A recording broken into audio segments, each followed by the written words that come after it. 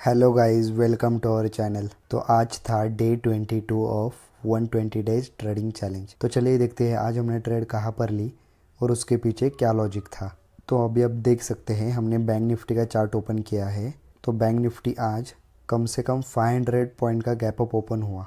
इतने बड़े gap up के बाद अपसाइड ट्रेड लेना सही नहीं था। थोड़ा हमने स्टार्टिंग में देखा बैंक निफ्टी अपसाइड मूवमेंट कर रहा है या फिर नहीं, लेकिन बैंक निफ्टी ने 2 रेड कैंडल बनाई तो हमें लगा कि शायद यहाँ से डाउन साइड मूवमेंट हो सकता है, इसलिए फिर हमने यहाँ पे पुट साइड ट्रेड प्लान करी। तो अभी आपको लॉजिक तो समझ आ गया होगा कि हमने ट्रेड कहाँ पर ली, क्योंकि यहाँ पर नजदीक कोई सपोर्ट भी नहीं था, इसलिए हमने यहाँ पर पुट साइड ट्रेड प्लान करी। तो अभी आप ऑप्शन चार्ट में दिखते हैं कि एग्जैक्टली हमने ट्रेड कहाँ पर ली। तो अभी आप देख सकते हैं एग्जैक्टली 3rd या 4th कैंडल के आसपास हमने ट्रेड प्लान करी थी। ट्रेड को हमने 89 के आसपास लिया था। इस ट्रेड का हमने स्टॉप लॉस 48 रखा था और टारगेट रखा था 208 का। तो आप देख सकते यहाँ से बैंक निफ्टी ने जैसे हमने ट्रेड लिया, बैंक निफ्टी थोड़ा अपसाइड गया, फिर थोड़ा साइडवेज होने के बाद ऊपर गया। हमारे टारगेट के बहुत नजदीक बैंक निफ्टी आज गया था, लेकिन हमारा टारगेट हिट नहीं हुआ क्योंकि हमारा टारगेट 208 था और इस कैंडल का हाई है 193 का। तो इस लेवल के आसपास हमें 4000 के आसपास प्रॉफिट दिख रहा था, लेकिन हमारा मेन टारगेट था 5500 के आसपास, इसलिए इस ट्रेड को हमने नहीं निकाला। तो बहुत लोग बोल सकते हैं इस रेड कैंडल बनने के बाद ट्रेड क्यों नहीं निकाला। तो यहाँ पर भी रेड कैंडल बना था, तो इस रेड कैंडल को देखकर अगर हम ट्रेड एग्जिट करते तो ये मूवमेंट हमें नहीं मिलता। अगर ये रेड कैंडल को देख कर ट्रेड एग्जिट करते तो शायद अगर नेक्स्ट वाली कैंडल बड़ी होकर हमारा टारगेट हिट कर देता। तो दोनों साइड से सोचना चाहिए। देखो, एक बार चार्ट बनने के बाद सलाह देना बहुत इजी होता है, लेकिन लाइव मार्केट में आपको नहीं पता होता कि एग्जैक्टली बॉटम कहाँ पर है और एग्जैक्टली टॉप कहाँ पर है। तो यही हुआ, हमने हमारे रूल्स को स्ट्रिक्टली फॉलो किया और फिर मार्केट वहां पर ही साइडवेज घूमता रहा। बैंक निफ्टी को देख सकते हैं इसी रेंज में फंसा रह गया बैंक निफ्टी। तो हमें भी लगा कि शायद अभी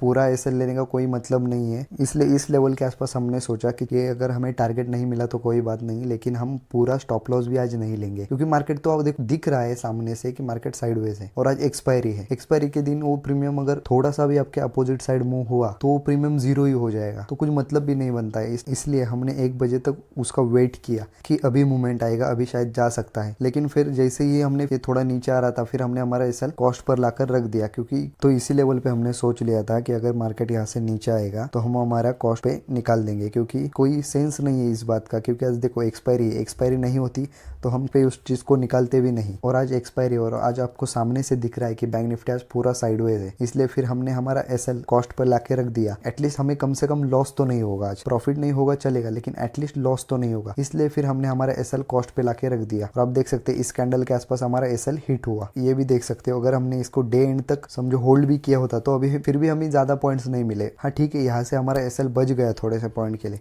लेकिन फिर भी हमें यहाँ से ज्यादा पॉइंट नहीं कुछ मिले। अगर हम डे एंड तक रुकते तो एटलीस्ट हमें 10 to 15 पॉइंट्स का प्रॉफिट एटलीस्ट मिल जाता, लेकिन हमें भी दिख रहा था कि मार्केट साइडवेज है, इसलिए फिर हमने वो रिस्क नहीं लिया। लेकिन कोई बात नहीं, हमने हमारे डिसिप्लिन नहीं तोड़ा, हमने बहुत देर तक वेट किया। आप देख सकते हैं हमने बहुत देर तक वेट किया, लेकिन मार्केट जा ही नहीं रहा है। फुल साइडवेज आपको दिख रहा है, मार्केट फुल साइडवेज इसी रेंज में फंस गया है। अगर मार्केट एक रेंज में फंस गया तो बहुत ही मुश्किल से वो उस दिन उस रेंज से निकल पाता है, तो इसलिए फिर हमने वो रिस्क नहीं लिया। फिर हमने हमारे एसएल को कॉस्ट पे लाके रख दिया और हमारा ट्रेलिंग एसएल हिट हो गया। और आप देख सकते हैं आज हमें ना प्रॉफिट हुआ ना ही लॉस। इसमें से समझो हमारा 40-50 या मैक्स टू मैक्स 60-70 रुपीज हमारा इसमें ब्रोकरेज एंड चार्जेस चला जाएगा ज्यादा से ज्यादा। बहुत लोगों को एक क्वेश्चन पड़ा होगा कि इस मोमेंट में हमको पैसा मिलना चाहिए था, लेकिन आप खुद सोचो, बैंक निफ्टी एकदम छोटे छोटे कैंडल बनाकर नीचे आ रहा था, फिर एक बड़ी कैंडल बनाकर ऊपर जा रहा था, फिर छोटे छोटे कैंडल बनाकर नीचे, फिर रिकवरी ऐसे कर रहा था। ये मूवमेंट होने में इसको बहुत टाइम लगा, इसलिए नहीं तो यही मूवमेंट अगर बैंक निफ्टी 2 या 3 कैंडल में कर देता तो शायद हमें टारगेट भी मिल सकता था, लेकिन ये बहुत स्लोली आ रहा था नीचे, इसलिए फिर हमें इस मूवमेंट में टारगेट नहीं मिला। और फिर यहाँ पे आने के बाद तो पूरा साइडवेज ही हो गया, इसलिए आज हमारा प्रॉफिट थोड़ी से पॉइंट्स की वजह से रह गया, लेकिन कोई बात नहीं, हम एवरीडे हमारे डिसिप्लिन के साथ ट्रेड करेंगे, प्रॉपर रिस्क टू रिवॉर्ड के साथ। तो यही था आज के ट्रेड के पीछे का हमारा लॉजिक। अगर आपको हमारी वीडियोस अच्छी लग रही है तो प्लीज लाइक, शेयर और सब्सक्राइब करना ना भूलें। तो मिलते हैं हम आपको नेक्स्ट वीडियो में। Thanks for watching.